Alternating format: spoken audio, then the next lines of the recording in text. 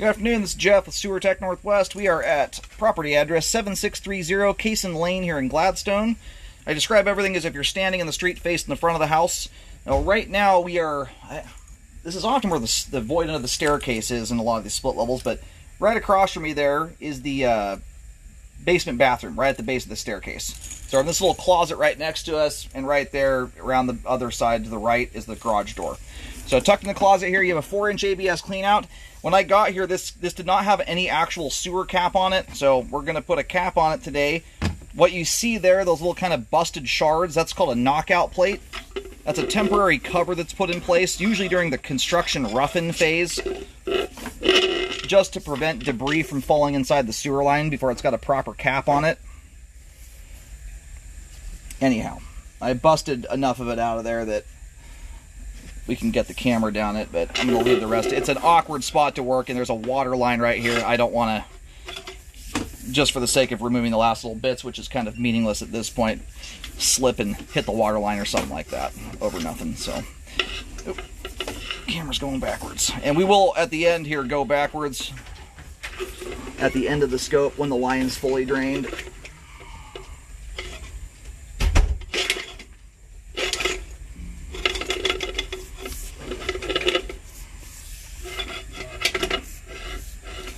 Alright, transitioning here to cast iron pipe.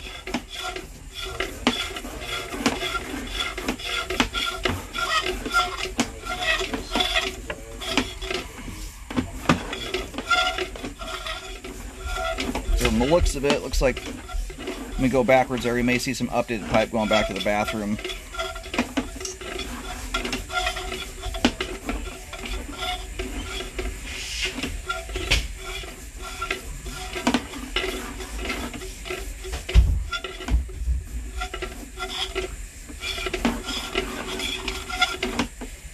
Alright, now we are into 6-inch concrete.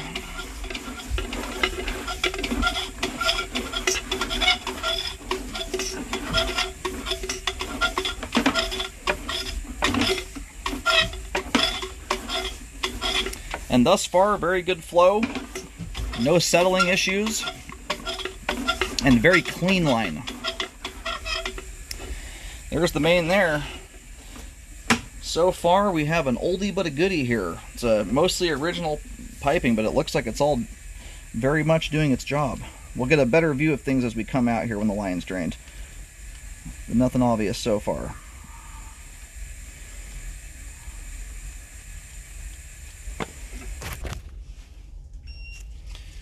Alright, I got the camera head located successfully.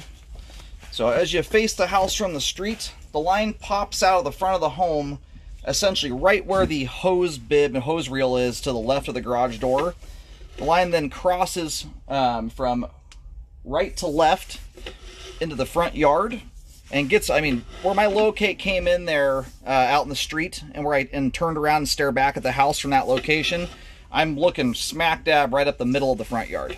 So right around the midpoint of the front yard where the line straightens out and then shoots off into the road.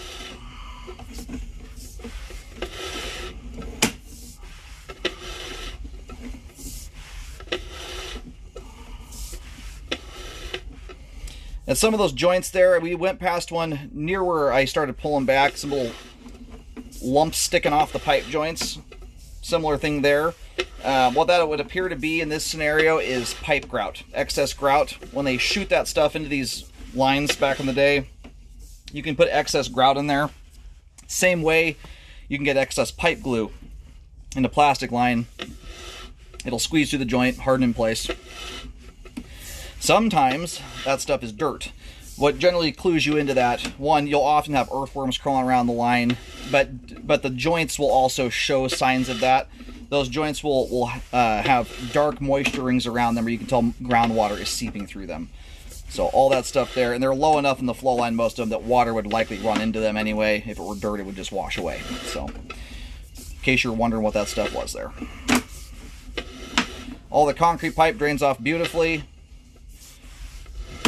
The cast iron here, if you look in the flow line, it's hard when these lines have a little bit of buildup. This line does not have crazy levels of it, but if you get just even a little bit of grease buildup, many years of use on these things, and the camera goes through, even just the water line where it typically runs through, there's a little bit of a channel there, very slight trough.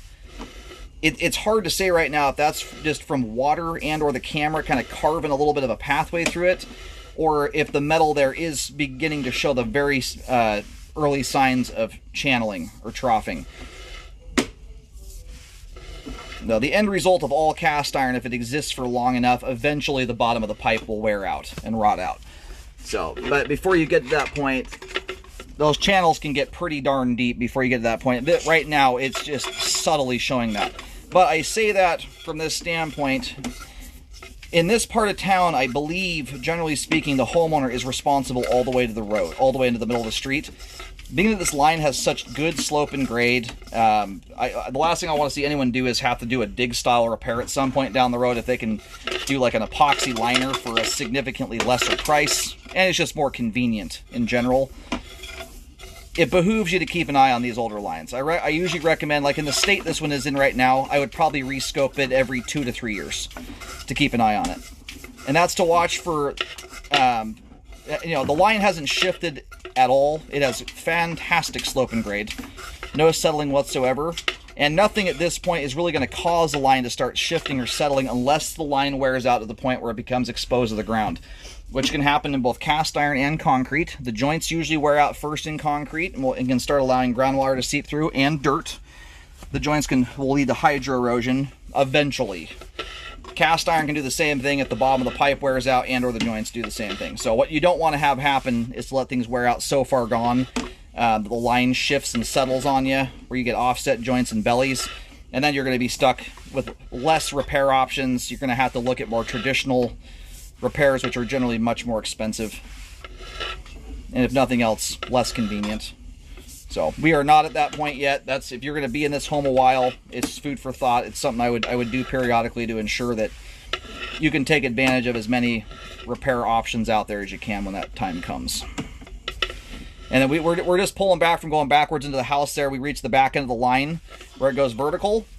All updated going back to that point there where the vertical stack is. That may have been the base of the toilet. That's the back end of the line as far as the camera can even go until you start going vertical. So that's been updated. There's a little bit of debris in there. I'll go flush the toilet to break that stuff loose. It's nothing that needs cleaning, but otherwise drained off perfectly. All of it was in good shape. So we have good flow all the way out to the main lateral connection. The ABS pipe, ABS plastic, is in good condition. The cast iron and concrete pipe, I would say, are in good condition for their age. There's very little wear showing in the concrete right now. A little bit of wear, it looks like, in the cast iron, but it's in its infancy at this moment in time. Anyway, rescope it every so often, every 2-3 years. Keep an eye on it. When you get down the road a ways, hopefully you can, if you're here at that point anyway, pick a little bit more convenient and ideally less expensive option when you have to go to update. Anyhow, sewer line is functioning properly at this time. That's a very nicely functioning old sewer line there.